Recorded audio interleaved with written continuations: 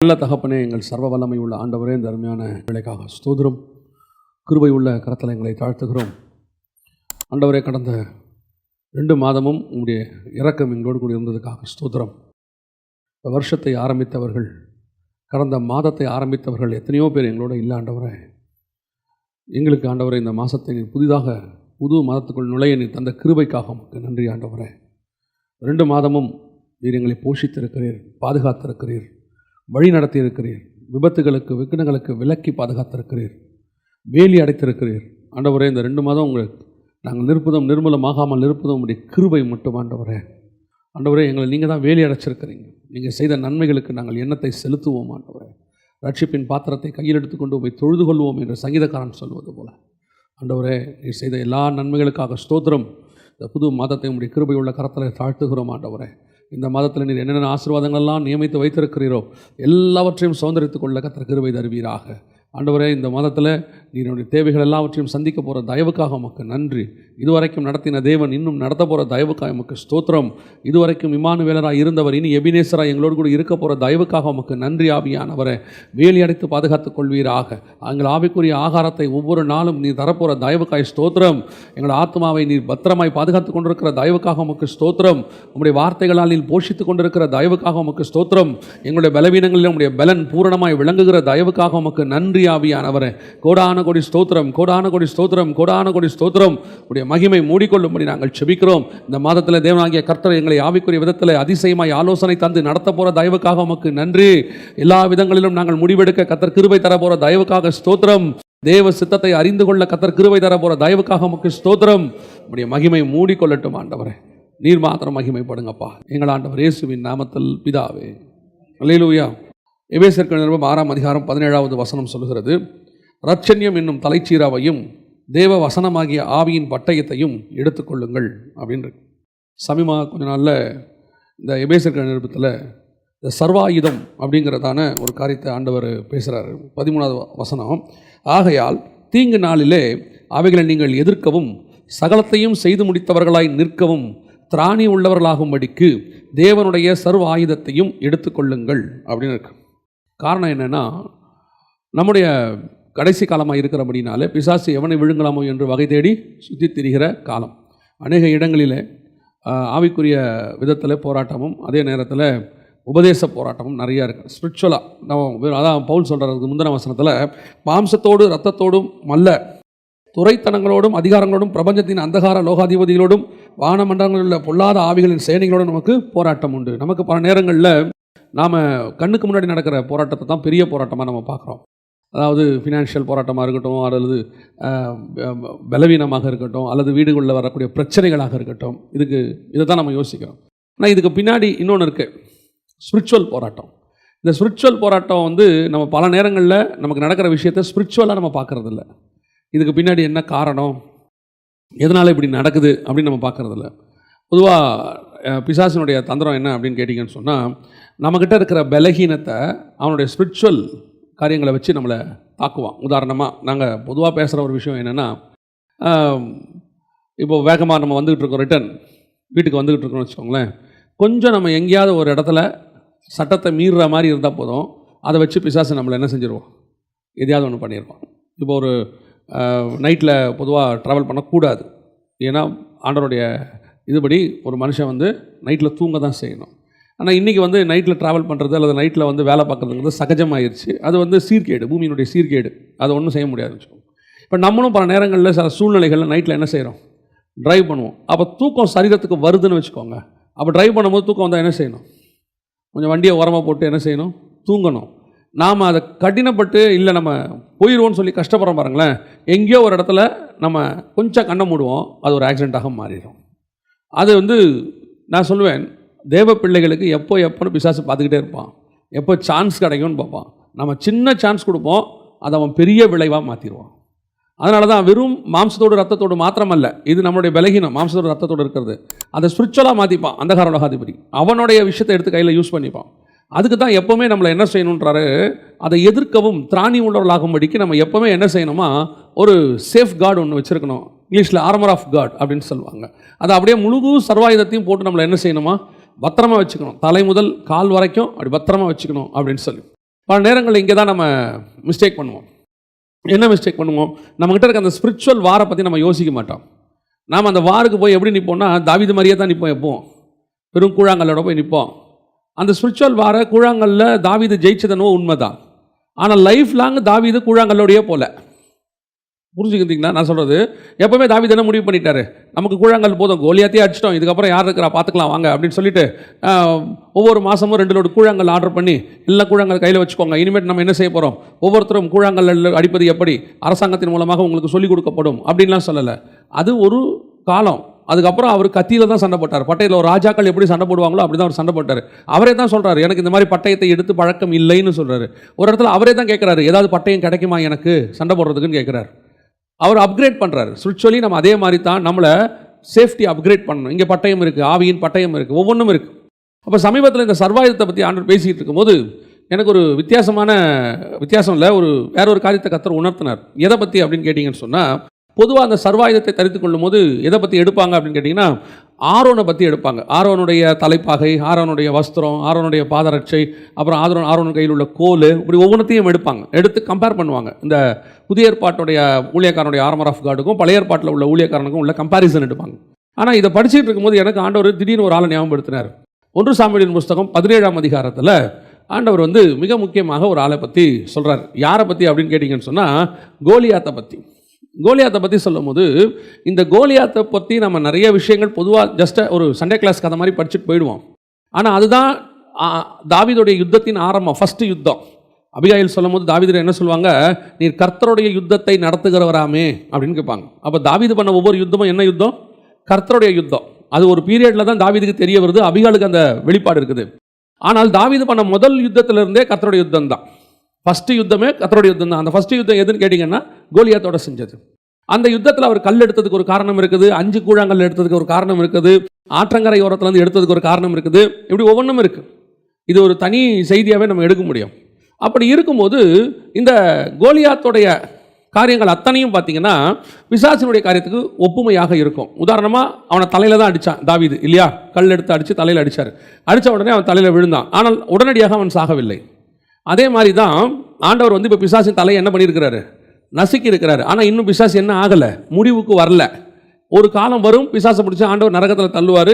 20ஆம் அதிகாரம் வெளிப்படுத்தின விசேஷத்தில் அப்போ தான் அவனுக்கு ஒரு முடிவு வரும். ஸோ அந்த இடைப்பட்ட காலத்தில் தான் நம்ம இருக்கிறோம். அதே மாதிரி தான் கோலியாத்துக்கும் தாவீதுக்கும் உள்ளதான அந்த யுத்தம் இயேசு கிறிஸ்துக்கும் பிசாசுக்குமான யுத்தம். அதில் பார்த்தீங்கன்னா அவன் 5 கல் எடுப்பான், 1 தான் அடிச்சிருப்பான். ஒரு கல் தான் கோலியாத்து விழுந்திருப்பார். ஆனால் மிச்சம் 4 கல் அவனுடைய இதில் இருக்கும். இது ஆண்டவர் என்ன கம்பேர் பண்ணுறாரு அப்படின்னு கேட்டிங்கன்னு சொன்னால், இப்போது நேபுகாத் நேச்சார் ஒரு சிலையை பார்க்குறாரு பாருங்களேன். அந்த சிலையில் பார்த்தீங்கன்னு சொன்னால் 5 விதமான உலோகம் இருக்கும். தங்கம், வெள்ளி, அப்புறம் வெண்கலம், இரும்பு, அப்புறம் களிமண், இரும்பு களிமண், இந்த 5 இருக்கும். இவன் எடுத்த 5 கல்லுக்கான சமானம். முதல் கல் தலையில் அடிச்சுட்டான். நீங்கள் அந்த நேபுகாத் நேச்சாருடைய சிலையில் அந்த சொப்பனத்தில் நீங்கள் பார்த்தீங்கன்னா 2ஆம் அதிகாரத்தில் வசனம் சொல்லும், கையால் பெயர்க்கப்படாத ஒரு கல் அந்த சிலையின் காலிலே மோதியதுன்னு இருக்கும். இப்போ தாவீது அடித்த கல் இருக்குதுல கூழாங்கல், அது கையால் பெயர்க்கப்படாத கல். கூழாங்கல் யாரும் செய்ய மாட்டாங்க, அது தானாக உருவாகி கையால் பெயர்க்கப்படாமல் மலையிலேருந்து உண்டாகி வரக்கூடியது. அந்த கையால் பெயர்க்கப்படாத கல் தாவீது அடித்தது தலையில். மிச்சம் 4 கல் இருக்கணும். அடுத்த 4 பார்த்தீங்கன்னா 4 சாம்ராஜ்யம் இருக்கும். அதாவது மேதிய பெர்சியா சாம்ராஜ்யம், அதாவது வெள்ளி இருக்கும். அடுத்து வெண்கலம் கிரேக்க சாம்ராஜ்யம், அடுத்து இரும்பு ரோம சாம்ராஜ்யம், அடுத்து இரும்பு களிமண்ணும், அடுத்து 4 இருக்கும். அந்த 4 கல் தான் அவன் அடைப்பைக்குள்ள இருக்கும். அந்த 5வது கல் தான் அவன் எடுத்து அடித்தது. அதாவது நேபுகாத் நேச்சார் கண்ட சொப்பனத்தில் வந்தது. இது அதுக்கான ஒரு ஒத்துமை. ஸோ அப்போது கோலியாத்துக்கும் இந்த நேபுகாத் நேச்சார் கண்ட சொப்பனத்துக்கும் பிசாசுக்கும் இயேசு கிறிஸ்துக்குமான மிக முக்கியமான ஒரு கனெக்ஷன் அதுக்குள்ளே இருக்குது. அதான் தாவீதோட யுத்தமும் கர்த்தருடைய யுத்தமும் ஒன்று. ஸோ இப்போ இந்த கோலியாத்தை பார்க்கும் பொழுது அதில் இந்த ஆர்மர் ஆஃப் காட் நம்ம பார்க்குறோம் இல்லையா? எப்படி நம்ம இப்போ தேவனுடைய பிள்ளைகளுக்கு கர்த்தர் ஒரு சர்வாயுதத்தை தரிச்சிருக்கிறாரோ, அதே மாதிரி கோலியாத்து கையிலையும் ஒரு சர்வாயுதம் இருக்குது. நீங்கள் அதை பாருங்கள். 1 சாமுவேலின் புஸ்தகம் 17ஆம் அதிகாரத்தில் 5வது வசனத்துலேருந்து வாசிங்க. அவன் தன் தலையின் மேல் வெண்கலச் சீராவை போட்டு ஒரு போர்க்கவசம் தரித்து கொண்டிருப்பான். அந்த கவசத்தின் நிறை 5000 சேக்கலான வெண்கலமாயிருக்கும். அவன் தன் கால்களிலே வெண்கல கவசத்தையும் தன் தோள்களின் மேல் வெண்கல கேடகத்தையும் தரித்திருப்பான். இதில் நல்ல கவனிச்சு பார்த்தீங்கன்னா அவன் தலையிலையும் ஒரு தலையின் மேல் வெண்கல சீராவை போட்டுன்னு இருக்கும். இங்கே நீங்கள் இப்போ வாட்ச வசனத்தில் பார்த்தீங்கன்னா ரட்சண்யம் என்னும் தலைச்சீராவையும் அப்படின்னு இருக்கும். இந்த இடத்துல பார்த்தீங்கன்னா அடுத்து அவன் கால்களிலே வெண்கல கவசம்னு இருக்கும். இந்த இடத்துல பார்த்தீங்கன்னு சொன்னால் நீதி என்னும் மார்க் கவசத்தை தரித்தவர்களாய் அப்படின்னு இருக்கும். ஒவ்வொன்றும் இந்த இடத்துல நீங்கள் பார்த்தீங்கன்னு சொன்னால், அவன் தலையின் மேல் வெண்கலச் சீரா போர்க்கவசம் தரித்து கொண்டிருப்பான். அதான் நீதி என்னும் போர்க்கவசம். கவசத்தின் மேல் அடுத்து அவன் கால்களிலே வெண்கல கவசம், அடுத்து தான் பாதரட்சை இங்கே இருக்கும். அடுத்து வெண்கல கேடகத்தை பிடித்திருப்பான். இங்கே பார்த்தீங்கன்னா விசுவாசம் என்னும் கேடகத்தை பிடித்திருப்பான். எல்லாம் அப்படியே ரெண்டும் அப்படியே ஒரே சேர இருக்கும், ஒரு சேர இருக்கும். இது ரெண்டுத்தையும் நீங்கள் பார்த்தீங்கன்னு சொன்னால், அதாவது இதோட அர்த்தம் என்னென்னா, எப்படி ஆண்டவர் நமக்கு ஒரு சர்வாயுதத்தை தரித்து நம்மளை பத்திரமா பார்த்துக்கிறாரோ, அதே மாதிரி பிசாசுக்கிட்டையும் ஒன்று இருக்குது. எப்போவுமே பிசாசுக்கிட்ட ஒரு மாடல் இருக்கும்.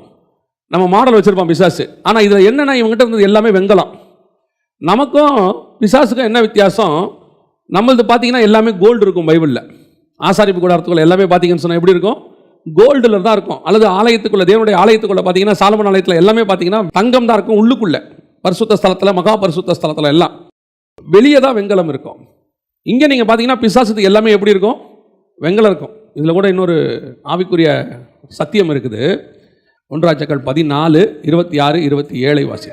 கர்த்தருடைய ஆலயத்தின் பொக்கிஷங்களையும் ராஜாவுடைய அரமனையின் பொக்கிஷங்களையும் சாலமோன் செய்வித்த பொன் பரிசைகள் ஆகிய சகலத்தையும் எடுத்துக்கொண்டு போய்விட்டான். அவைகளுக்கு பதிலாக ராஜாவாகிய ரெகோபெயாம் வெண்கல பரிசைகளை செய்வித்து, நல்லா கவனிச்சுக்கொள்ளுங்க, அந்த ஆலயத்துக்குள்ள இருந்தது எல்லாமே என்னது? தங்கம். சாலமோன் செஞ்சது எல்லாம் பரிசுத்த ஆவியில் மூடப்பட்டது, மகிமை, அதுக்கான அடையாளம் அது. ஆனால் இப்போ இந்த பாத்திரங்கள் எல்லாம் யார் எடுத்துகிட்டு போயிட்டாங்க? எதிரிகள் எடுத்துகிட்டு போயிட்டாங்க. ஒரு காலகட்டத்தில் பார்த்தீங்கன்னா இப்போ எடுத்துகிட்டு போயிட்டாங்க. இவரே ரெகபெயாமே என்ன பண்ணுறாருன்னா, வேறு வழி இல்லாமல் கப்பம் கட்டுறாரு. ஆனால் ஜனங்களுக்கு தெரியக்கூடாது எல்லாத்தையும் கொடுத்துட்டோன்னு. அதனால் அதுக்கு என்ன பண்ணுறாரு? அதே மாதிரி வெங்கலத்தில் ஒன்று செய்கிறாரு. வெங்கலத்தில் செஞ்சு முன்னாடி வச்சிடறாரு. தூரத்தில் பார்த்தா அது எப்படி தெரியும்? தங்க மாதிரி தெரியும். இந்த மாடல் தான் இப்போ நமக்கு அந்த உமா கோல்டும்பாங்க. இப்போ நீங்கள் தங்கத்துக்கு பதிலாக போட்டுட்டு போகிறீங்களே, இதெல்லாம் எங்கே உருவாச்சுன்னா அங்கே உருவானது தான். பார்க்கறதுக்கு தூரத்தில் பார்க்கறதுக்கு தங்க மாதிரியே இருக்கும். அதை நல்ல தங்கம் போடுற ஆள் கண்டுபிடிச்சிடும். அது தங்கம் இல்லை, அது பார்த்தாலே தெரியுது அப்படின்னு சொல்லிடுவாங்க இல்லையா? இது எங்கே வந்ததுன்னா, ராஜாவுடைய அவன் தான் சொல்லி கொடுத்தான். சரி தங்கத்தை எடுத்துருவோம், ஆனால் கிட்ட வந்து பார்த்தா வெங்கலம், தூரத்தில் பார்த்தா எல்லாம் தங்க மாதிரியே தெரியும். அதே மாதிரி தான் பிசாசு நம்மளை ஆண்டவர் எல்லாத்தையுமே மகிமையில் பரிசுத்தாவியில் மூடி வச்சிருக்கும் போது, அந்த பிரசன்ஸ் போயிடுச்சுன்னா அதுக்கு பதிலாக வெங்காயத்தில் மூடிடுவாங்க. அதுதான் உலக பிரகாரமானது. அது வந்து நம்ம இந்த போலியாக நம்ம பரிசுத்தவான்களை காட்டிக்கொள்றதுக்கான அடையாளம் அது. சிலர்லாம் பார்த்தீங்கன்னு சொன்னால், உண்மையான பரிசுத்தவானுக்கும் போலியான பரிசுத்தவான்களுக்கும் அவ்வளோ சீக்கிரத்தில் என்ன செய்ய முடியாது, உங்களால் கண்டுபிடிக்க முடியாது. அதே மாதிரி தான் இப்போ நமக்கு ஒரு ஆண்டவர் தலைச்சீரா ஒன்று வச்சிருக்கிறாரு. அந்த தலைச்சீராக பேர் ரட்சிப்பு எனும் தலைச்சீரா, ரட்சணிய தலைச்சீரா. அதே நேரத்தில் இன்னொரு தலைச்சீராவும் இருக்கு, வெண்கல தலைச்சீரா. யாருக்கிட்ட இருக்குது? பிசாசுகிட்ட இருக்குது, கோலியாத்துக்கிட்ட இருக்குது. இந்த தலைச்சீரா எதுக்காக அப்படின்னு கேட்டிங்கன்னு சொன்னால், தலையை பாதுகாப்பதற்காக. இங்கிலீஷில் அதுக்கு ஹெல்மெட்னு பேர். நம்ம ஹெல்மெட் இருக்குது பாருங்கள், இப்போ போட்டு போகிறோமே, அந்த ஹெல்மெட்டோடைய பூர்வீகம் அங்கே இருக்குது. தலையை பாதுகாக்கிறதுக்காக வச்சது ஹெல்மெட். அதாவது ஒரு சர்வாயுதத்திலேயே த வைட்டல் பார்ட் அப்படின்னு சொல்லுவாங்க. அதோட அர்த்தம் என்னென்னா, முக்கியமானது எது அப்படின்னு கேட்டிங்கன்னு சொன்னால் தலைச்சீரா தான் முக்கியம். ஏன் அப்படின்னு கேட்டால், எங்கே அடிபட்டாலும் பொழைச்சிக்கலாம். மண்டை போச்சு, தலை போச்சு, எல்லாம் போச்சு. ஸோ இந்த தலையை என்ன செய்யணும்? பார்த்துக்கணும். இந்த தலையை பத்திரமா பார்த்துக்கிறது தான் எது அப்படின்னு கேட்டிங்கன்னு சொன்னால் இந்த தலைச்சீரா. இதை போட்டு வச்சுருப்பாங்க. ஆனால் இன்னைக்கு ஆவிக்குரிய விதத்தில் நமக்கு ஆண்டவர் ஒரு தலைச்சீரா கொடுத்துருக்கிறாரு. அது என்ன தலைச்சீரா? ரட்சிப்பு எனும் தலைச்சீரா. இந்த ரட்சிப்பு தான் நம்மளை என்ன செய்யுது அப்படின்னு கேட்டிங்கன்னா, நம்மளை ஆவிக்குரிய வாழ்க்கையில் நாம் மரித்து போகாதபடிக்கு பத்திரமாய் பாதுகாக்குது, நாம் அடைந்த ரட்சிப்பு. ஆனால் இந்த ரட்சிப்பு இருக்கு பாருங்களேன், இப்போ கோலியாத்துக்கிட்ட தலைச்சீரா இருந்துச்சா இல்லையா? கோலியாத்துக்கிட்ட தலைச்சீரா இருந்துச்சு. ஆனால் கோலியாத்து வீழ்த்தப்பட்டார், கோலியாத்து மரித்து போனான், தலை வெட்டப்பட்டது. ரட்சிக்கப்பட்டிருக்கிறோம். இன்னைக்கு ஒரு புது உபதேசம் உலகத்தில் இருக்குது, உங்களுக்கு தெரியுமான்னு தெரியல. நித்திய ரட்சிப்பு அப்படின்னு ஒன்று, ஒரு புது உபதேசம். புது உபதேசமா இல்லை, அது பழைய உபதேசம். இப்போ புதுசாக எடுத்து ரொம்ப பேசிட்டு இருக்கிறாங்க. நித்திய ரட்சிப்பு அப்படின்னு சொல்லி வாசிங்க, அந்த வசனத்தை வாசிங்க, உங்களுக்கு தெரியும்னு நினைக்கிறேன். பிலிப்பியருக்கு எழுதின நிருபம் 2ஆம் அதிகாரம் 12வது வசனம் வாசிங்க. ஆதலால் எனக்கு பிரியமானவர்களே, நீங்கள் எப்பொழுதும் கீழ்ப்படுகிறபடியே நான் உங்களுக்கு சமீபமாக இருக்கும் பொழுது மாத்திரமல்ல, நான் தூரமாயிருக்கிற இப்பொழுதும் அதிக பயத்தோடும் நடுக்கத்தோடும் உங்கள் ரட்சிப்பு நிறைவேற பிரயாசப்படுங்கள். உங்கள் ரட்சிப்பு நிறைவேற பிரயாசப்படுங்கள் அப்படின்னு இருக்கு. ஆனால் இன்னைக்கு ஒரு குரூப் என்ன சொல்லிக்கிட்டு இருக்குது அப்படின்னு கேட்டிங்கன்னு சொன்னால், நித்திய ரட்சிப்புன்னு ஒன்று இருக்கு. அதாவது நீங்கள் ரட்சிக்கப்பட்டுட்டீங்கன்னா அந்த ரட்சிப்பு உங்களை கடைசி வரைக்கும் காப்பாற்றி பரலோகத்துக்கு கூட்டிகிட்டு போயிடும். அந்த நித்திய ரட்சிப்புக்கான வசனம் வாசிங்க தயவு செய்து. எபிரேயர் 5:9 வாசிங்க. ஹீப்ரூ 5:9. நாம் பூரணரான பின்பு நமக்கு கீழ்ப்படுகிற யாவரும் நித்திய ரட்சிப்பை அடைவதற்கு காரணராகி அப்படின்னு. இந்த நித்திய ரட்சிப்புனா என்ன? இப்போ புதுசாக சொல்கிறாங்க, ஒன் சேவ்ட் எவர் சேவ்ட் அப்படிங்கிறாங்க. அதோட அர்த்தம் என்னன்னா, ஒரு தடவை நீங்கள் ரட்சிக்கப்பட்டுட்டீங்கன்னா போதும், அந்த ரட்சிப்பு உங்களை என்ன செஞ்சிருமா? நித்தியமாக காப்பாற்றிடுமா. அதனுடைய விளைவு உபதேசம் இப்போ எந்த அளவுக்கு போயிடுச்சுன்னா, நீ ரட்சிக்கப்பட்டு ஒருவேளை பாவம் செஞ்சாலும் கர்த்தர் உன்னை என்ன செய்ய மாட்டார்? விடமாட்டார். உன்னை எப்படியும் பரலோகத்துக்கு என்ன பண்ணிடுவார்? கூட்டிகிட்டு போயிடுவார். ஒருவேளை ஒரு ஊழியக்காரர் உத்தரவாதம்லாம் கொடுக்குறாரு, ஒருவேளை உன்னை விடாட்டி நீ என்ன கூப்பிடு, நான் வந்து உன்னை உள்ளே கூட்டிகிட்டு போகிறேன். ஏன்னு சொன்னால் அந்த மாதிரி தான் எழுதியிருக்கிறாரு, நித்திய ரட்சிப்பு எழுதியிருக்கிறாரு. So ever saved don't worry அப்படிங்கிறாங்க. இல்லை, இது போய் ரட்சிப்பின் என்னும் தலைச்சீராக இருந்தாலும் கூட நீ மரித்து போவதற்கு வாய்ப்பு இருக்கிறது. அது எப்படிங்க நித்திய ரட்சிப்புன்னு இருக்குது? ஒன் சேவ்ட் எவர் சேவ்ட், நித்திய ரட்சிப்புன்னு இருக்கு, எட்டர்னல் சால்வேஷன் இருக்கு. அப்படி இருக்கும்போது எப்படி நீங்கள் வந்துட்டு இப்படி சொல்லுவீங்க, உள்ள விட மாட்டாரு, நீங்கள் வந்துட்டு அந்த ரட்சிப்பு. அதனால தான் பிலிப்பியர் நிருபத்தில் வாசித்தோம். இப்போ இன்னொரு வசனம் அதே எபிரேயர் நிருபத்தில் வாசிங்க பார்ப்போம்.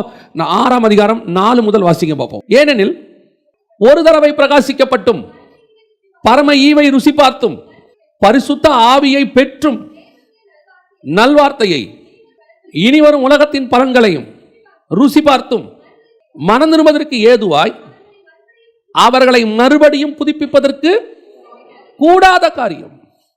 ரட்சிக்கப்பட்டாச்சு, ஒரு தடவை நீங்க மனம் திரும்பியாச்சு, பரம ஈவை ருசி பார்த்தாச்சு, பரிசுத்த ஆவியையும் பெற்றாச்சு, இனி வரும் பலன்கள். இனிமேல் இயேசு கிறிஸ்து வர போறாரு, என்ன வந்து கூட்டிட்டு போவாரு, சிங்காசனத்துக்கு பக்கத்தில் நிற்க வைக்க போறாரு, அவரோடு கூட ஆளுகை செய்வேன், எல்லாம் தெரியும் எனக்கு. ஆனா ஒருவேளை நான் விழுந்து விட்டால் அந்த ரட்சிப்பு என்னை நித்தியமாலாம் காப்பாத்தாது. அதனால தான் பிலிப்பியருக்கு எழுதும்போது தெளிவாக அவர் சொல்றாரு 2:12, உங்கள் ரட்சிப்பு பூரணப்பட பிரயாசப்படுங்கள். ஒன் சேவ்டு எவர் சேவ்டு கிடையவே கிடையாது. ஒன் சேவ்டு, அதை நீங்கள் பூரணப்படுறதுக்கு பிரயாசப்படணும். கடைசி வரைக்கும் அந்த ரட்சிப்பை பத்திரமா பார்த்துக்கணும். உன் தலைச்சீரா என்கிற ரட்சிப்பு பத்திரமா பார்த்துக்கணும். தலைச்சீரா இருந்தாலும் நீ வீழ்த்தப்படுவாய், ரட்சிக்கப்பட்டிருந்தாலும் நீங்கள் மரிப்பதற்கு வாய்ப்பு இருக்கிறது. எங்கிருந்து பிசாசு எப்படி உங்களை தாக்குவான்னு உங்களுக்கு தெரியாது. இப்போ இயேசு பாருங்க, இயேசு கிறிஸ்துவால அப்போஸ்தலனாக அழைக்கப்பட்டவன் தான் யூதாஸ் காரியத். பவுல் பேதுரு சொல்றாரு அப்போஸ்தலர் நடவடிக்கைகளில் 1ஆம் அதிகாரத்தில் கொடுக்கும்போது அவன் தனக்குள்ளதான காரியத்தை இழந்து போனான்ங்கிறார். அப்போஸ்தலர் பட்டத்தை இழந்து போனான். யார் அப்போஸ்தலர்கள்? நியாயம் தீர்க்கிறவர்களா இருப்பார்கள்னு ஆண்டவர் சொல்றார். நீங்க அவர்களை நியாயம் தீர்க்கிறவர்களா இருப்பீர்கள்னு சொல்றாரு. புதிய எருசலேமுக்கு அஸ்திபாரமான பேர், அதுக்கு செலக்ட் பண்ணப்பட்டவன் தான் யூதாஸ் காரியத். இயேசு கிறிஸ்துவோட 3 வருஷம் இருந்தவன், அவனே பின்மாற்றம் அடைஞ்ச உடனே மீட்கப்படுவது கூடாத காரியமாயிருச்சு. இயேசு சொல்லிட்டார், தெளிவாக சொல்றார், அவன் மறுபடி பிறவாதிருந்தால் நலமாக இருக்கும். மீட்கப்படுவது கூடாத காரியம். நித்திய ரட்சிப்புலாம் ஒன்று கிடையாது. உனக்கு ஒரு தலைச்சீராவை கர்த்தர் கொடுத்திருக்கிறார், ஹெல்மெட்டை. இந்த தலைச்சீராவை நீ கடைசி வரைக்கும் பத்திரமா பார்த்துக்கணும். ஒரு ரட்சிப்பு பூரணப்படுற பிரயாசப்படணும். ஒரு தடவை ரட்சிக்கப்பட்டோம், நாங்கள் வந்துட்டு ஞானஸ்நானம் எடுத்துட்டோம், அதுக்கப்புறம் எங்களுக்கு வந்து வீழ்ச்சியே கிடையாது, ஆண்டவர் எங்களை வந்து பத்திரமா பார்த்துப்பாரு. உண்மை. கடைசி வரைக்கும் உன் தலை அடிபடாதபடிக்கு கர்த்தர் பாதுகாத்துக் கொள்வதற்கு வல்லமை உள்ளவர். ஆனால் நீங்கள் அதை பத்திரமா பார்த்துக்கணும். அழகா சொல்வார், சபையை பார்த்து ஆண்டவர் சொல்வார், நான் வருமளவும் உனக்குள்ளதை பற்றி கொண்டிரு. வெளிப்படுத்தின விசேஷம் 2ஆம் அதிகாரம் 10வது வசனத்தில் ஆண்டவர் சொல்வார், நீ படப்போகிற பாடுகளை குறித்து எவ்வளவும் பயப்படாதே. இதோ நீங்கள் சோதிக்கப்படும் பொருட்டாக பிசாசானவன் உங்களில் சிலரை காவலில் போடுவான். 10 நாள் உபத்திரவப்படுவீர்கள். ஆகிலும் நீ மரண பரியந்தம் உண்மையாயிரு, அப்பொழுது ஜீவ கிரீடத்தை உனக்கு தருவேன். ஜீவ கிரீடத்தை உனக்கு நான் தருவேன். அப்ப யாருக்கு தருவாரு? மரண பரியந்தம் உண்மையா இருக்கணும், உன் ரட்சிப்பு பத்திரமா பாதுகாத்துக் கொள்ளணும், அவனுக்கு தான் கிரீடத்தை தருவார். நல்லா தெரிஞ்சுக்கொள்ளுங்க, ஹெல்மெட் வேற, கிரவுன் வேற. கிரீடம் வேறு, தலைச்சீரா வேறு. நீங்க தலைச்சீராவையும் கிரீடத்தையும் ஒன்னா நினைச்சுக்க கூடாது. தலைச்சீராவின் கிரீடத்தை என்ன செய்யக்கூடாது? ஒன்றா நினைச்சுக்க கூடாது. தலைச்சீரா என்பது போர் சேவகன் போட்டிருப்பது, ஆர்மர் ஆஃப் காட், ஒரு ஆர்மியில் இருக்கிறவன் போடுறது. கிரீடம் என்பது அந்த போர்ல வெற்றி பெறுவனுக்கு கொடுக்கப்படுவது. போர் செய்யும் போது போட்டிருக்கிறதுக்கு பேரு தலைச்சீரா, வெற்றி பெறுகிறவனுக்கு கொடுப்பது தான் கிரவுன். அப்ப அந்த போர்ல நீ சக்சஸ் பண்ணாதான், முடிவு பரியந்தம் உண்மையுள்ளவனா இருந்தாங்க தான் கிரவுன் கிடைக்கும். Helmet is different from crown. தலைச்சீராவே கிரீடம் கிடையாது. அது நீ கிரீடத்தை பெறுவதற்காக கொடுக்கப்பட்டது, பாதுகாத்துக் கொள்வது, உன் தலையை பாதுகாத்துக் கொள்வதற்காக கொடுக்கப்பட்டது. இன்னைக்கு தலைச்சீராவே இல்லை.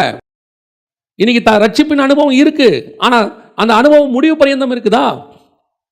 இன்னைக்கு அதுதான் நம்ம சொல்லிக்கிட்டு இருக்கிறோம். சபைகளுக்குள்ள ஆவிக்குரிய வாழ்க்கைக்குள்ள வரீங்க, ஆவிக்குரிய வாழ்க்கைக்குள்ள வந்தவொடனே, சபைக்குள்ள வந்தவொடனே ரட்சிக்கப்பட்டு ஞானஸ்நானம் எடுத்து பரிசுத்த அபிஷேகத்தை பெற்ற பிறகு உங்களுக்கு என்ன சபையில் ஆக்டிவிட்டி?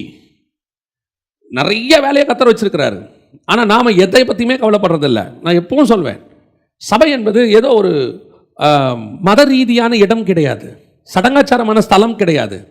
ஏதோ உங்களை கொண்டாந்து ஆண்டவர் வந்துட்டு ஒரு தேவ பயம் இருக்கிறதுக்காக பயமுறுத்துகிற இடம்லாம் கிடையாது. சபை என்பது நீ பரலோகத்துக்கு போகிற வரைக்கும் உனக்குள்ளதை பத்திரமாய் பற்றி கொள்வதற்கு உனக்கு பிராக்டிஸ் கொடுக்குற இடம். நீங்கள் சபையில் வந்து ஒரு காலகட்டத்துக்கு அப்புறம் வெறும் சோம்பேறிகளாக உட்கார்ந்து இருக்கக்கூடாது. ஒன்று வெளியே ஒர்க் பண்ணணும் ஆண்டவருக்கு, அது வேற விஷயம். ரெண்டாவது உங்களுக்கு உள்ளதை பற்றி கொண்டு இருக்கணும். சண்டை போடும் போது தலைச்சீரா என்பது ரொம்ப இம்பார்ட்டன்ட். ஒரு போர் சேவகன் தலைச்சீரா இல்லாமல் போட முடியாது பாருங்க. தலைச்சீரா இல்லாட்டி என்ன ஆகும் பாருங்க. ஒரு சண்டை நடக்குது பைபிளில், யோவாபுக்கும் அப்சலோமுக்கும் சண்டை நடக்குது. வாசிங்க 2 சாமுவேலின் புஸ்தகம் 18ஆம் அதிகாரம் 9வது வசனம் வாசிங்க. 18வது அதிகாரம் 9வது வசனம் வாசிங்க. அப்சலோம் தாவீதின் சேவகருக்கு எதிர்ப்பட்டான். அப்சலோம் கோவேறு கழுதையின் மேல் ஏறி வரும்போது அந்த கோவேறு கழுதை சன்னல் பின்னலான ஒரு பெரிய கர்வாலி மரத்தின் கீழ் வந்ததினால் அவனுடைய தலை கர்வாலி மரத்தில் மாட்டிக்கொண்டு அவன் வானத்துக்கும் பூமிக்கும் நடுவே தொங்கினான். அவன் ஏறியிருந்த கோவேறு கழுதை அப்பாலே போயிற்று. இதுதான் ஒரு தலைச்சீரா இல்லாதவனுடைய நிலைமை. இப்ப அப்சலோம் தலையில என்ன இல்லை? தலைச்சீரா இல்லை. அப்சலோம் யாரு? ராஜாவுடைய பையன். அப்சலோம் யாரு? நல்ல சண்டை போட தெரிஞ்சவன். அப்சலோம் யாரு? ரொம்ப அழகானவன், பழுதொன்றும் இல்லாதவன். அவனை பத்தி ஒரு வசனம் இருக்கும், தலை முதல் கால் வரைக்கும் அவனுக்கு என்ன கிடையாதான்? ஒரு குறையும் கிடையாதான். வாசிங்க 2 சாமுவேலின் புஸ்தகம் 14ஆம் அதிகாரம் 25வது வசனம் வாசிங்க. இஸ்ரவேலர் அனைவருக்குள்ளும், அப்படின்னா என்ன அர்த்தம்? சமஸ்த இஸ்ரவேலில் இருந்த அத்தனை பேருக்குள்ளையும் அப்சலோமை போல் சௌந்தரியம் உள்ளவனும் மெச்சிக்கொள்ளப்பட்டவனும் இல்லை. யோசித்து பாருங்க அவன் எப்படி இருந்திருக்கிறான் பாருங்க. சௌந்தரியம் உள்ளவனும் மெச்சிக்கப்பட்டவனும் இல்லை, உள்ளங்கால் தொடங்கி உச்சந்தலை மட்டும் ஒரு பழுதும் இல்லையாங்க. இப்படி ஒரு ஆளெல்லாம் லைஃப்பில் பார்க்கவே முடியாது நம்மளால். ஒரு சிலருக்கு முகம் நல்லா இருக்கும், நட கேவலமாக இருக்கும். ஒரு சிலருக்கு நல்ல ஆள் பார்த்தீங்கன்னா பயங்கரமாக மயில் மாதிரி இருக்கும், குரல் பார்த்தீங்கன்னு சொன்னால் மயில் மாதிரியே இருக்கும். வாய் திறந்துச்சுன்னா அதுக்கப்புறம் நம்ம ஓகே ரைட் ஃபைன், அந்த மாதிரி தான். ஒவ்வொருத்தரும் எல்லாமே 100% பர்ஃபெக்ட்னு ஒருத்தர் நம்ம லைஃப்பில் என்ன செய்ய முடியாது, சொல்ல முடியாது. ஏதோ ஒரு குறை ஒன்று இருக்கும், ஏதாவது ஒன்று இருக்கும், ஒருத்தருக்கும் இருக்கும். அது தெரிஞ்சிருக்கும், தெரியாமல் இருக்கும். நம்ம தெரியாதபடிக்கு மூடிக்கிட்டுலாம் வந்து நம்ம நிற்போம் இல்லையா? அது நம்மளோட பெரிய திறமைன்னு வச்சுக்கோங்க. ஆனால் பைபிளில் ஒருத்தனை பற்றி பைபிளே சாட்சி கொடுக்குது. யாரை பற்றினா அப்சலோம் பற்றி. உள்ளங்கால் தொடங்கி உச்சந்தலை வரைக்கும் அவனுக்கு என்ன கிடையாது? பழுது கிடையாது. இதை நீங்கள் ஸ்பிரிச்சுவலி யோசித்து பாருங்கள். ராஜாவுடைய பையன், நம்ம தான் ராஜாவுடைய பையன், தாவீது ராஜாவுடைய பையன். அப்போ நாம் தாவீது ராஜா தேவனுக்கு அந்த இயேசு கிறிஸ்துவுக்கான ராஜ்யபாரத்துக்கான ஆள், அவருடைய பையன். நம்மளை ஆண்டவர் சுத்தமாக ரத்தத்தில் கழுவிட்டார். இப்போ நமக்கு பழுதொன்றும் இல்லை. அவருடைய ரத்தத்தால் நம்ம நீதிமான்கள் ஆக்கப்பட்டிருக்கிறோம். ஆண்டவர் நம்மளை வந்து இப்போ அவருடைய சாயலாய் மாற்றிட்டார். அப்போ நம்ம ரொம்ப அழகாக ஆயிட்டோம். ஸ்பிரிச்சுவலி நான் சொல்ல வரேன், வெளியே பேசலை, ஸ்பிரிச்சுவலி. ஆனால் எங்கிட்ட இருந்த ஒரே பிரச்சனை என்ன? அப்சலோம்கிட்ட இருந்த ஒரே பிரச்சனை என்ன? என் தலையில் என்னுடைய ரட்சிப்பு என்னும் தலைச்சீராவை நான் போட்டுக்கொள்ளவில்லை. என்னுடைய சேஃப் கார்டு என்கிட்ட இல்லாமல் இருந்துச்சு. அதனுடைய விளைவு என்ன? ஒரு மரத்தில் என் தலை மாட்டி, கர்வாலி மரத்தில் மாட்டி வானத்துக்கும் பூமிக்கும் நடுவில் தொங்கி கொண்டு இருந்தான். அவனுக்கு வானமும் கிடைக்கல, பூமியும் கிடைக்கல. இது யாருடைய சுபாவம் தெரியுமா? பிசாசுடைய சுபாவம், பிசாசுடைய நிலை. ஆண்டவர் என்ன பண்ணார்? பிசாசை சபிச்சு கீழே தள்ளினார். எங்கே வந்தான்? வானத்தில் இன்னொரு இடத்துக்கு வந்திருக்கிறான். அதான் வானமண்டலத்தின் பொல்லாத சேனை. அவனுக்கு ஒரு நாள் பூமியிலையும் இடம் இல்லை, கத்திரிப்பா அவன் தலையை நசுக்கிட்டாரு. இங்கேயும் இடம் இல்லை, பரலோகத்திலையும் அவனுக்கு இடம் இல்லை. இவன் ரெண்டுத்துக்கும் நடுவில் தொங்கிட்டு இருக்கிறான், ரெண்டுத்துக்கும் நடுவில் தொங்குறான். இந்த நிலைமையில தான் அப்சலோம் இருக்கிறான். இந்த நிலைமையில தான் நிறைய ஆவிக்குரிய வாழ்க்கை இருக்குது. உங்கள் ரட்சிப்பு பூரணப்பட்டிருக்குதா? உங்கள் ரட்சிப்பு பூரணப்படுறதை விட உங்கள் ரட்சிப்பு பத்திரமா பாதுகாத்து கொண்டு இருக்குதா? தலைச்சீராக இருக்குதா? என்னைக்காவது செக் பண்ணியிருக்கிறீங்களா? இன்னைக்கு நாம் ரட்சிக்கப்பட்டுட்டோம், பாஸ்டன்ஸ். நான் ரட்சிக்கப்பட்டு 10 வருஷம் ஆச்சுங்க, நான் ரட்சிக்கப்பட்டு 20 வருஷம் ஆச்சுங்க. எஸ், ஆனால் அந்த ரட்சிப்பு இன்னும் டிராவலில் இருக்குதா? தலைச்சீரா இன்னும் தலைமையில் இருந்துகிட்டே இருக்குதா? ரட்சிக்கப்பட்டது உண்மை, ஆனால் ரட்சிப்பு பூரணப்பட வேண்டும். அதனால தான் பவுல் சொல்றாரு, உங்கள் ரட்சிப்பு பூரணப்பட பிரயாசப்படுங்கள், இல்லைன்னா ஒரு நாள் உங்கள் தலை எங்கேயாவது மாட்டிக்கொள்ளும். கர்த்தர் நமக்கு கொடுத்திருக்கிற மிக முக்கியமானது அது சேஃப். சபைக்கு தலை இயேசு, அது வேற விஷயம். நமக்கு ஆண்டவர் ஒரு வாழ்க்கை, ஆவிக்குரிய வாழ்க்கை கொடுத்திருக்கிறார். குடும்பத்துக்கு தலை கணவன், அதே மாதிரி தான் ஒவ்வொன்றுத்துக்கும் கொடுத்திருக்கிறார். உங்ககிட்ட ஆண்டவர் சில ரட்சிப்பின் அனுபவத்தை கொடுத்திருக்கிறார். அது பூரணப்படணும் பாருங்க. உங்கள் தலைச்சீரா கரெக்டாக இருக்கான்னு பாருங்க. நம்ம நினச்சிட்டு இருக்கிறோம் என் தலையில் தலைச்சீரா இருக்குதுன்னு. பல நேரத்தில் தலைச்சீராவே இல்லை. நிறைய பேருக்கு ஓடிட்டே இருக்கிறான். ஓடுற வேகத்தில் அவனுக்கு என்ன இல்லை? தலையில் தலைச்சீரா இல்லை. ஒரு போர் சேவகன் என்றால் கண்டிப்பாக தலைச்சீரா உன் தலை மேலே இருக்கணும். ஏன்னா நீங்கள் நானும் ஆவிக்குரிய போராட்டத்தை பண்ணிக்கிட்டு இருக்கிறோம். 2 தீமோத்தேயு 2ஆம் அதிகாரம் 3ஆம் வசனத்தில் சொல்லும்போது நல்ல போர் சேவகனாய் தீங்கு அனுபவின்றார். அப்போ நமக்கு ஆண்டவர் வந்து போர் சேவகன் வேலை கொடுத்துருக்கார். Spiritual warfare, we are the warriors. அதனால தான் பவுல் சொல்றாரு, we are the more than the conquerors. எல்லா இடங்களிலும் எங்களை அவர் என்ன செய்ய பண்ணுகிறார்? வெற்றி சிறக்க பண்ணுகிறார். இந்த வெற்றி சிறக்க பண்ணுகிற ஒவ்வொரு போர் சேவகன் தலையிலையும் கண்டிப்பாக தலைச்சீராய் இருக்கணும். தோத்து போகிற கோலியாத்தின் தலையிலேயே தலைச்சீராய் இருக்குமானால் ஜெயிக்க போகிற உங்கள் தலையிலும் என் தலையிலும் எவ்வளோ கண்டிப்பாக அந்த தலைச்சீராய் ரட்சிப்பின் அனுபவம் இருக்கணும். உங்கள் ரட்சிப்பை என்னைக்காவது கொஞ்சமாவது சோதிச்சு பார்த்துருக்கிறீங்களா? இன்னும் நம்ம கர்த்தரோட தான் நடந்துக்கிட்டு இருக்கிறோமா?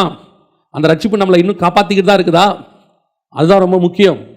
ரட்சண்யம் என்னும் தலைச்சீரா.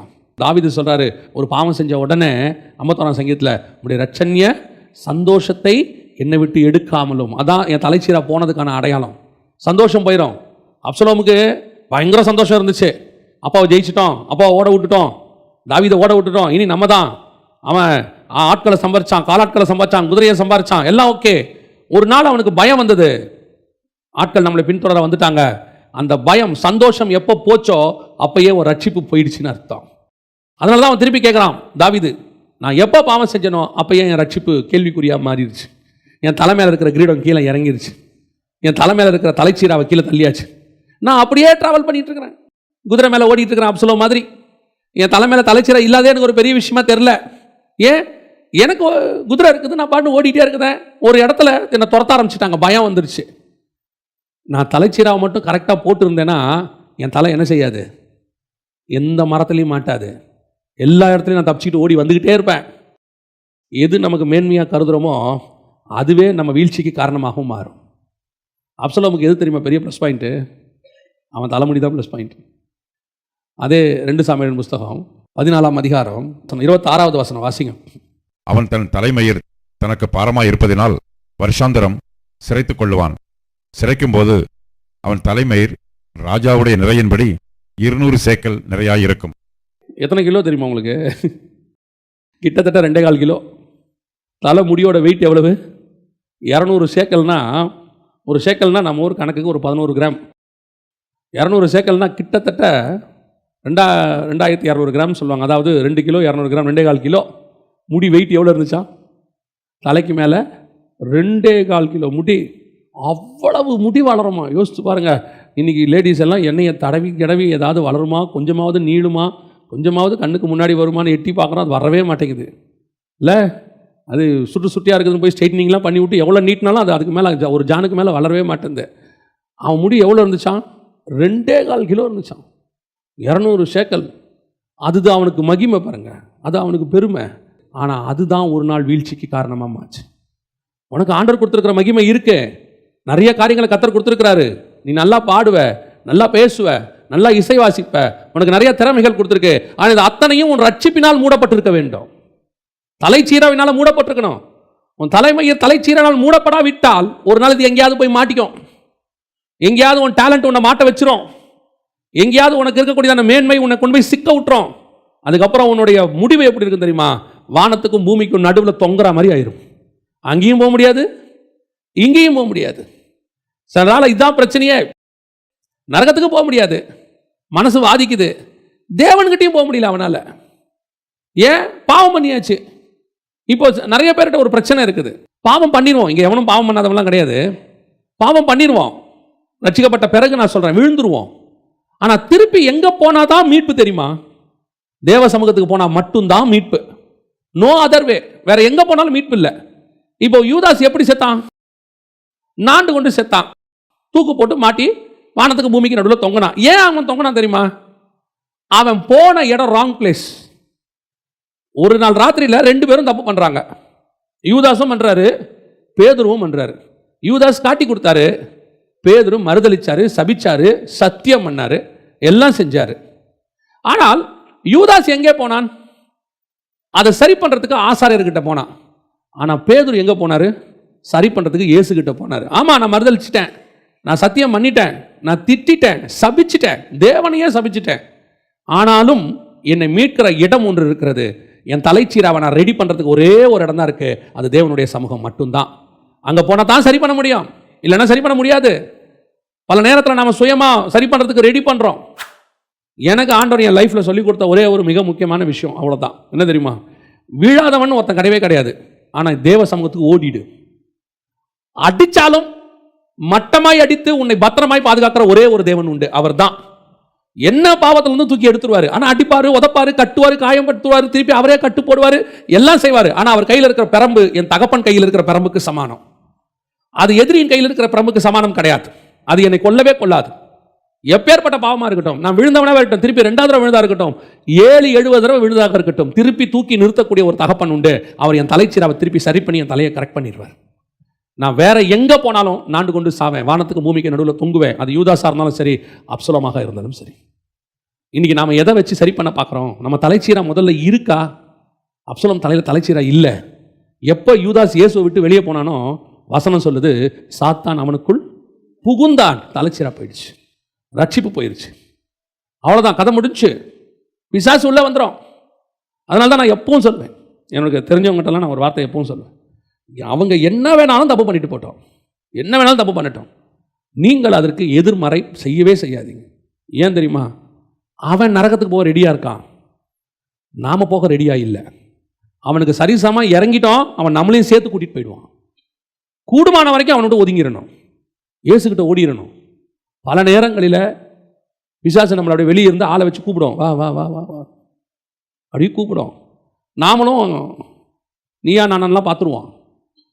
நம்ம அவங்கள ஜெயிக்க ஜெயிக்க நமக்கு ஒரு சந்தோஷம் வருது இல்லை, பிசாசுக்கு ரொம்ப சந்தோஷமாக இருக்கும். பேசுகிறா, பேசு, நல்லா பேசு. பட்டீர்னு நமக்கு ஒரு கெட்ட வார்த்தை வாயில் வந்துடும் பாருங்க. பிசாசு பட்ட வந்தாம்ல, இதுக்கு தான் நான் அவனை கூட்டிகிட்டு வர சொன்னேன் அப்படிமா. பேசினவுடனே நமக்கு ஒரு வாதம் வரும் பாருங்க இருதயத்தில். அழகாக நம்மளை அப்படியே ஒரு தேங்காய்பதியை வச்சு கூட்டிகிட்டு போயிட்டானே பிசாசு, நம்மளை சிக்க விட்டானே. ஆண்டவர் சொல்வார், இதுக்கு தான் வெளியே போவாத என்ன, எப்படி இரு, காது கேளாதவனை போல இரு. அதான் நான் எப்பவும் சொல்வேன், அப்படியே இந்த தலைச்சீராவை கையில் பிடிச்சிக்கிட்டு எந்த கருவாலி மரத்துலையும் மாட்டிடக்கூடாது. அது முடியை பிடிச்சி ஜிம்பறதுக்கு ரெடியாக நிற்கும், தலையை மட்டும் கொடுத்துறாதீங்க. தலை மேலே தலைச்சீராவை போட்டுக்குங்க, பத்திரமா வச்சுக்கோங்க, எப்படியாவது ஓடி போயிருங்க. அதுதான் நல்லதும் கூட. இல்லாவிட்டால் அவங்களுக்கு நஷ்டம் கிடையாது, நமக்கு தான் நஷ்டம். நம்மளை பேச வைக்கிறவனுக்கு எந்த நஷ்டமும் கிடையாது. அது பிசாசு, அது கோலியாத்து. கோலியாத்துக்கு என்ன நஷ்டம் சொல்லுங்கள்? என்ன நஷ்டம்? ஆனால் தாவீதுக்கு நஷ்டம் இருக்குது, அப்சலோமுக்கு நஷ்டம் இருக்குது. ஏன்னா நம்ம தேவனுடைய ஏரியாவுக்குள்ளே இருக்கிறோம். இன்றைக்கி நிறைய பேர் தலைச்சீராவை இல்லாமல் வானத்துக்கும் பூமிக்கும் தொங்குற இடத்துல இருக்கிறோம். சரி பண்ணுறதுக்கு தேவ சமூகம் தான் கரெக்ட். இன்னும் ஒரே ஒரு காரியம், அதை நான் சொல்லிட்டு முடிக்கிறேன். இப்போ தலைச்சீரா இருக்குது, அப்சலோமுக்கு தலைச்சீரா இல்லை, ஆனால் கோலியாத்துக்கு தலைச்சீரா இருக்கு. அப்படியும் விழுந்து போனான். இப்போ என்ன பிரச்சனை அப்படின்னு கேட்டிங்கன்னா, தலைச்சீரா இருக்கு, ஆனால் அந்த தலைச்சீரால பாதுகாப்பு இல்லாத ஒரு இடம் இருக்கு. ரட்சிப்பு இருக்கு, ஆனால் அவன் ரட்சிப்பின் அனுபவத்தில் கூட ஒரு இடத்துல கொஞ்சம் வீக்காக இருக்கான். எந்த இடம் தெரியுமா கோலியாத்துக்கு வீக்கான இடம்? நெற்றி. அவன் நெத்தி மட்டும் வெளியே தெரியுது. மார்க் கவசம் போட்டான், கால கவசத்தில் போட்டுட்டான், பாதரட்சை போட்டாச்சு, கையில் கேடகம் நிற்கிது, எந்த ஈட்டியும் அடிக்க முடியாது, எல்லாம் இருக்கு, டோட்டலி ஃபுல்லி கவர்ட். ஆனால் ஒரே ஒரு அன்சேஃபான பிளேஸ் இருக்கு. எங்கே இருக்குது அன்சேஃப் பிளேஸ்? இது நான் படிக்கும்போது ஆண்டவர் எனக்கு சொல்லிக் கொடுத்தது, அவ்வளோதான். நான் எப்பவும் சொல்லுவேன், எனக்கு என்ன ஆண்டவர் சொல்லிக் கொடுக்குறாரோ அதை தான் நான் சொல்லுவேன். இதுக்கு வேறு அர்த்தம் யாராவது வச்சுருப்பாங்க, எனக்கு தெரியாது. எனக்கு ஆண்டவர் சொல்லிக் கொடுத்தா சொல்கிறேன். இந்த அன்சேஃபான பிளேஸ் எது இருக்குன்னு கேட்டிங்கன்னா அவன் நெத்தி தான் இருக்குது. ஆனால் உங்களுக்கு எனக்கும் அந்த இடம் அன்சேஃப் கிடையாது, அதுவும் சேஃபாக தான் இருக்கணும். கோலியாத்துக்கு தான் அந்த இடம் அன்சேஃப், அதுதான் அவனுக்கு பாதுகாப்பு இல்லாத இடம். ஆனால் உங்களுக்கு எனக்கும் என்ன இருக்குது? அங்கேயும் ஒரு பாதுகாப்பு இருக்குது. என்ன பாதுகாப்பு? அதுதான் ஆண்டவர் நமக்கு ரொம்ப தெளிவாக சொல்கிறார். வாசிங்க, உபாகமத்தின் புஸ்தகம் 6ஆம் அதிகாரம் 6 முதல் 8 வசனங்களை வாசிங்க. இன்று நான் உனக்கு கட்டளையிடுகிற இந்த வார்த்தைகள் உன் இருதயத்தில் இருக்க கடவது. நீ அவைகளை உன் பிள்ளைகளுக்கு கருத்தாய் போதித்து, நீ உன் வீட்டில் உட்கார்ந்திருக்கிற போதும், வழியில் நடக்கிற போதும், படுத்துக் கொள்கிற போதும், எழுந்திருக்கிற போதும் அவைகளை குறித்து பேசி, அவைகளை உன் கையின் மேல் அடையாளமாக கட்டிக்கொள்வாயாக. அவைகள் உன் கண்களுக்கு நடுவே ஞாபக குறியாய் இருக்க கடவுது. அவைகள் உன் கண்களுக்கு நடுவே ஞாபக குறியாக இருக்க கடவுது. இப்ப நமக்கு ரட்சிப்பு இருக்குது, ஆண்டவர் ரட்சித்துட்டாரு, ரட்சிப்பின் தலைச்சீரா இருக்கு. ஆனா கர்த்தர் சொன்ன கட்டளைகள் தான் உன் கண்களுக்கு நடுவே சிந்தனையில எப்பவும் இருக்கணும், கண்களுக்கு நடுவே இருக்கணும். அவனுக்கு இந்த இடத்துல காலி, அவனுக்கு கர்த்தருடைய கட்டளை இல்லை, கர்த்தருடைய வசனம் இல்லை, கர்த்தர் சொன்ன காரியங்கள் அவன் சிந்தனைக்குள்ள இல்லை. அதனால இந்த இடத்துல அடிச்சான். அவன் எது வீக்கஸ்ட் பார்ட்டுன்னு பார்க்குறான். உங்களுக்கு எனக்கு இந்த இடம் வீக்கஸ்ட் பார்ட்டாக இருக்கக்கூடாது. இந்த இடத்துல என்ன இருக்கணும்? கண்களுக்கு நடுவே என்ன இருக்கணும்? நெத்தியில் எப்பவும் கர்த்தருடைய வசனம் இருந்து கொண்டே இருக்கணும். அவர் என்ன சொன்னாருங்கிறத தியானிச்சுக்கிட்டே இருக்கணும். அதனால தான் எப்பவும் ஆண்டவர் திருப்பி திருப்பி சொல்வார், இரவும் பகலும் கர்த்தருடைய வேதத்தில் தியானமாக இருக்கிற மனுஷன் பாக்கியவான். உங்கள் மைண்டில் தாட்டில் கர்த்தரை பற்றி ஏதாவது ஒன்று ஓடிக்கிட்டே இருந்தாச்சுனாலே எந்த சாத்தானுடைய கல்லும் நெத்தியில் வந்து அடிக்காது. நான் இப்போ கோலியாத் சைட்லேருந்து பேசுகிறேன். ஏன் விழுந்தான்? தலைச்சீராக இருக்குது, எல்லாம் சேஃபாக இருக்குது. ஆனால் இந்த இடம் மட்டும் காலியாக இருக்குது. இந்த இடத்த அடினார் ஆண்டவர். நீ கல்லை விடு, அவன் வீக்கஸ்ட் பார்ட்டி எதுன்னு எனக்கு தெரியும், நான் அடிக்கிறேன். விசாசி பார்த்தான் சொல்கிறான். அவனை நீ எடு. அவன் சர்ச்சுக்கு போகிறான், ஆவிக்குரிய சபைக்கு போகிறான், சத்தியம் கேட்குறான், நல்ல ஒரு சரியான சத்தியம் கொடுக்குற சபையில் தான் இருக்கான். ஆனால் அது அவன் நெத்திக்கு நடுவில் இல்லை. அந்த இடம் மட்டும் காலியாக இருக்குது. கொடுக்கறது எங்கே இல்லை? சிந்தனையில் இல்லை. நிறைய பேர் கேட்குறதோட சரி, அதை தன்னுடைய வாழ்க்கையில் யூஸ் பண்ணுறது கிடையாது, அதை யோசிக்கிறது கிடையாது, சிந்திக்கிறது கிடையாது. இங்கே நிறைய நமக்கு கவலைகள் இருக்குது, யாரும் இல்லைன்னே சொல்லலை. அதுவும் இந்த கடைசி காலத்தில் பயங்கரமான டென்ஷன் உள்ள லைஃப். ரோட்டுக்கு போனாலும் டென்ஷன், வீட்டுக்கு போனாலும் டென்ஷன் இல்லையா? வீட்டுக்கு போனால் அங்கே வேறு விதமான டென்ஷன், ரோட்டுக்கு வந்தால் அங்கே வேறு விதமான டென்ஷன். எல்லாருக்கும் இருக்குது, ஆண்களுக்கும் இருக்குது, பெண்களுக்கும் இருக்குது. இவைகளுக்கு நடுவில் நமக்கு இந்த யோசிக்கிறதுக்கு நேரமே இல்லை. எதையாவது சொல்லி பாருங்களேன், இப்போ வசனத்தை தியானிக்கிறது ஏதாவது சொன்னால் உடனே எங்கெங்கே இருக்கிற நேரத்தில் சர்ச்சுக்கு போகிறதே பெரிய விஷயம். இன்னும் கொஞ்சம் பேரோட இன்னும் பெரிய விஷயம் என்னென்னா, அவன் இங்கே வர்றது எதுக்கு வரானா, நம்ம கொடுக்குற வசனம்லாம் மைண்டில் ஏறல, ஒரு 2 மணி நேரம் ரிலாக்ஸாக இருக்கலாம், நிம்மதியாக இருக்கலாம். இந்த இடம் காலியாகவே இருக்குது, இந்த இடம் காலியாகவே இருக்குது. உன் சிந்தனைக்குள்ளே, உன் எண்ணத்துக்குள்ளே, மண்டைக்குள்ளே கர்த்தருடைய வசனம் இருந்துகிட்டே இருக்கணும். கர்த்தர் சொன்னது ஏதாவது ஒன்று ஓடிட்டே இருக்கணும். எல்லாருடைய குடும்பத்திலையும் இதான் நடக்குது. இங்கே யாரும் தேவ தூதர்கள்லாம் கிடையாது. அத்தனை பேரும் தலைச்சீராவை போட்டுக்கிட்டு கீழே விழுந்துடாமல் இருக்கிறதுக்கு பத்திரமா ஒரு கையில் பிடிச்சிக்கிட்டு தான் ஓடிட்டு இருக்கோம். இந்த ஊர்களெல்லாம் பார்த்தீங்கன்னா தலைமையில் ஒரு பானையோ அல்லது இதையை வச்சுக்கிட்டு, நீங்களாம் பார்த்துக்க மாட்டேன், எங்கள் ஊர்லலாம் இருக்குது, அப்படியே தண்ணி தூக்கிட்டு வருவாங்க பாருங்கள், தலையில் வச்சுக்கிட்டு ஒரு கையில் ஒரு பையை பிடிச்சிட்டு கிடு நடந்து வருவாங்க. பல நேரங்களில் ஆவியானவர் பேசிக்கிட்டே இருப்பார். இதிலிருந்து வீட்டில் பிரச்சனை வந்துச்சுன்னா டக்குன்னு கிளம்பி வெளியே போயிடுவேன், வெளியே பிரச்சனை வந்துச்சுன்னா டக்குன்னு கிளம்பி வீட்டுக்கு போயிடுவேன். ஆனால் நடுவில் இந்த வசனம் மட்டும் மைண்டில் ஓடிட்டே இருக்கும். ஏதோ ஒன்று சொல்லுவார், ஏதோ ஒன்று பேசிட்டே இருப்பார், ஜோ பண்ணிகிட்டே இருப்போம், ஏதோ ஒன்று சொல்லுவார். நான் உடனே யார்ட்டையாவது பேசிடுவேன். அதை இது பாருங்க, இந்த வசனம் இப்படி ஒன்று சொன்னார், அதை பற்றி டிஸ்கஸ் பண்ண ஆரம்பிச்சிருவேன். நான் உங்களுக்கு சொல்கிறேன், சர்வ பிரச்சனைக்கும் வழி நிவாரணி எதுன்னு கேட்டால் கர்த்தருடைய வசனம் மட்டும்தான்.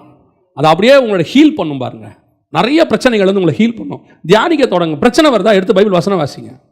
ஏங்க இதுக்கும் அதுக்கும் என்னங்க சம்மந்தம் இருக்கு? கால் வலி வந்தால் வாயில் மாத்திரை போடுறோமா? எவ்வளோ ஐடியா வருங்க, இப்படி கண்டுபிடிச்ச பாருங்க.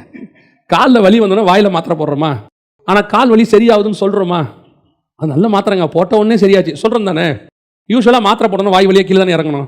இப்படி இறங்குற மாத்திரை எப்படி மேலே இருக்கிற தலைவலியை சரிப்படுது? ஆக்குதான் இல்லையா? ஏதோ ஒன்று செய்து இல்லை.